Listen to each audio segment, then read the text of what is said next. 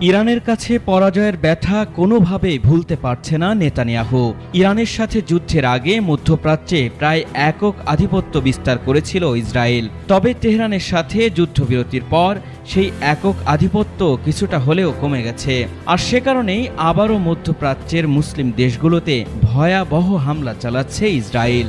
Syria ও লেবাননে বিমান হামলার পর এবার তারা সিরিয়ার রাজধানী দামেস্কে, সিরিয়ার সামরিক সদর দপ্তর ও প্রেসিডেন্ট প্রাসাদের নিকটবর্তী এলাকায় ভয়াবহ হামলা চালিয়েছে।